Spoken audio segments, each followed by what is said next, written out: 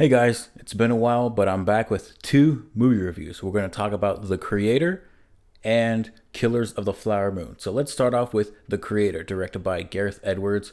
It's also written by him and Chris Weitz.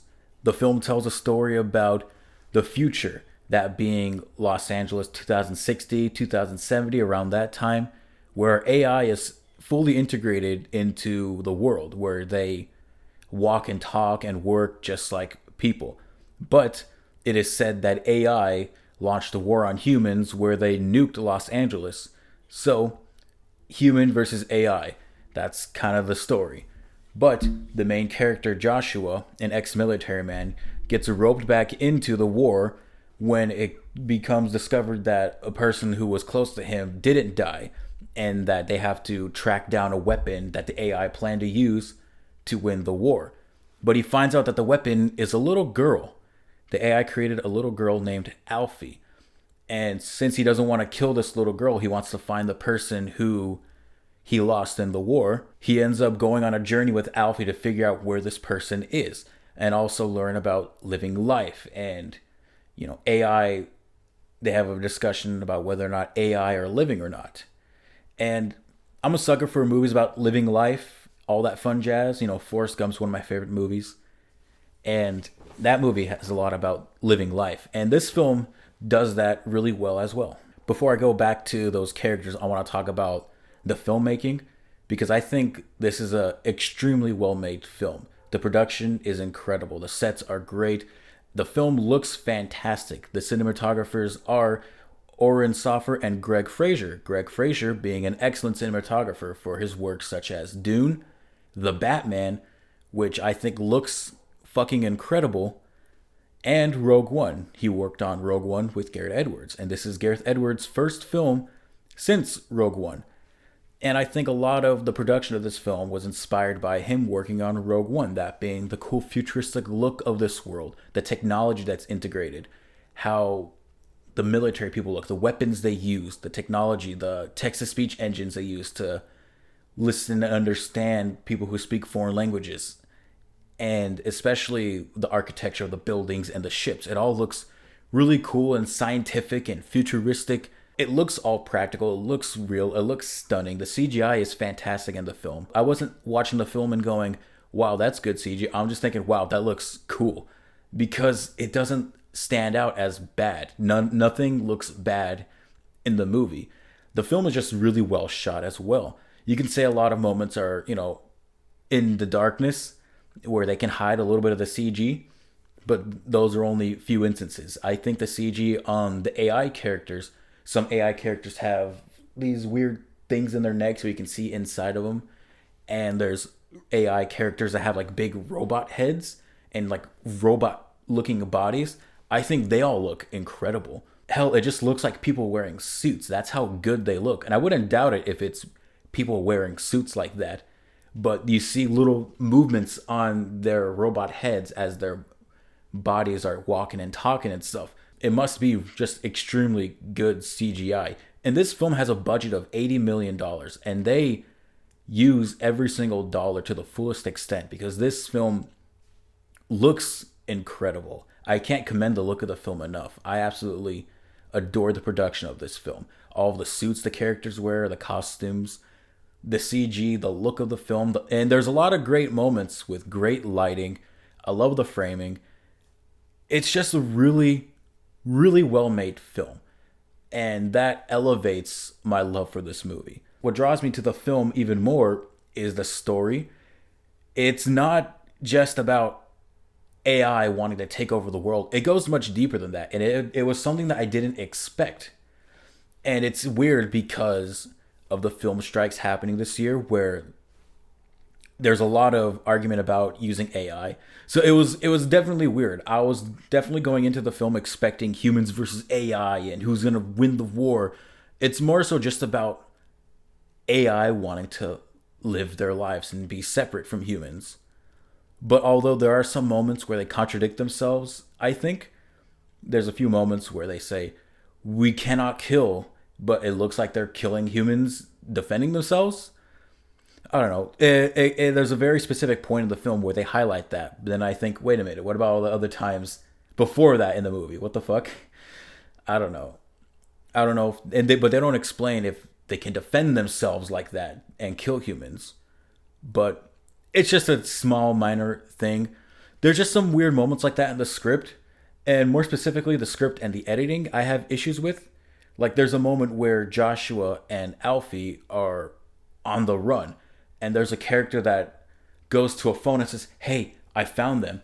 But I'm thinking, why do we just cut to the character just walking to a phone saying, "Hey, I found them," instead of the character noticing them from afar away and then running to the phone, instead of just a character nonchalantly walking to a phone. We just cut to the character walking to the phone saying, "Hey, I found them."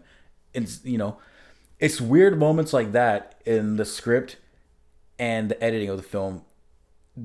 Things are just so abrupt like that are so strange. It's those little moments that bog the film down for me just a tad bit, because I love the rest of the movie so much. John David Washington is fantastic in the movie. I don't think he's going to win like a best actor or anything, but he just works so well for the movie. He has a wide range of emotions. Anytime he tries to simplify things for Alfie, or just anytime he's trying to explain things to Alfie, it's great. He can be a big action movie star, and I want him to be a big action movie star. I want him to be the next biggest thing in Hollywood, because he's just so damn expressive in the movie. And he has a lot of great moments aside from the action stuff and aside from the connection between him and Alfie. There's a lot of great emotional moments with him. And Alfie, the little girl who plays her, Madeline Una Voiles, she's great. And it's hard to find kid actors that are good nowadays, or really good. And she was really good. She has a lot of wide range of emotions. She's cute. She's a cute little girl. And I just really liked her in the movie. And if she was annoying, or if she was a bad actress, I think this wouldn't have worked out. But it's because she was so good. That's why the heart of the film, the connection between Joshua and Alfie, works so much. I like the pacing of the film. I was never bored. There are a few moments, especially right before the third act, a little bit into the second act, that feel just a tad slow. I've been saying that a lot lately. It's just because that's how I feel. I feel there are a few moments that just feel a tad too slow. They last a little bit too long. But for the most part, I think the film moves along very swiftly. There's actually not a lot of fat to cut off from the movie. I've already watched it twice in the theaters, both in IMAX, because I think it looks great and I want to support this film because it's really fun. You don't see a lot of cool original action movies like this. In the year 2023, we've had, the 10th Fast and Furious movie and the Meg 2. Like, where are the movies like The Creator? Smart. I'm not saying it's smart as in like, oh, we're so highly intelligent. No, it's just a really well-made, smart story that has a lot of heart to it. And great action. Where are the movies like this? I want to see more movies like this. I think that's all I have to say about the movie. I really, really loved it. I think it's my favorite movie of the year so far. I'm going to give The Creator an A-. Now let's talk about Killers of the Flower Moon, directed by Martin Scorsese. I saw this as well in IMAX. The film was also written by Martin Scorsese as well as Eric Roth, a writer I appreciate mainly because he wrote Forrest Gump. The film takes place in Oklahoma post-World War I in the Osage County and tells a story about how Ernest Burkhart and William Hale try to integrate themselves into an Osage family and kill off the family members so they can inherit their land and use it for oil. But when Molly Kyle, the woman that Ernest marries, has had enough of her family members being killed off, she goes to Washington, D.C. to try and get someone to do an investigation on who is killing her family members. As it seems that everyone in the county, all the white folk, are in on it, and she has nowhere else to turn. I really enjoyed this film, mainly because Martin Scorsese is a director that I appreciate. I haven't seen all of his movies, but the ones that I have seen, I can tell that this is a man who loves his craft and who loves the stories that he tells, and you can understand that this is a story that needs to be told. He has said that this is a story he's wanted to tell for so long, and I didn't know about this specific story, and I'm pretty sure the way that the states were created, you can probably tell that. You can probably just understand that a lot of stuff like this has happened, but to see the story play out, it's tragic and heartbreaking. And it's really not a happy ending. You don't get a lot of good vibes in the movie. It's a lot of betrayal and death and murder. But the craft of the film and the production is just really well done. Rodrigo Prieto is the cinematographer for the film, and he last worked with Martin Scorsese on his last film, The Irishman, a 3.5 hour film, much like this movie, which is just 3 hours and 26 minutes, roughly the same runtime. They both look great. Martin Scorsese just makes great looking films. Something I really liked about the look of this film is that there's a lot of shots of characters close up next to each other, talking to each other, but the camera's far away and really zoomed in on them. So the frame is really tight on them, or they're in the center of the frame with a lot of people and cars and just things passing by. You get a sense that they're in a really serious conversation.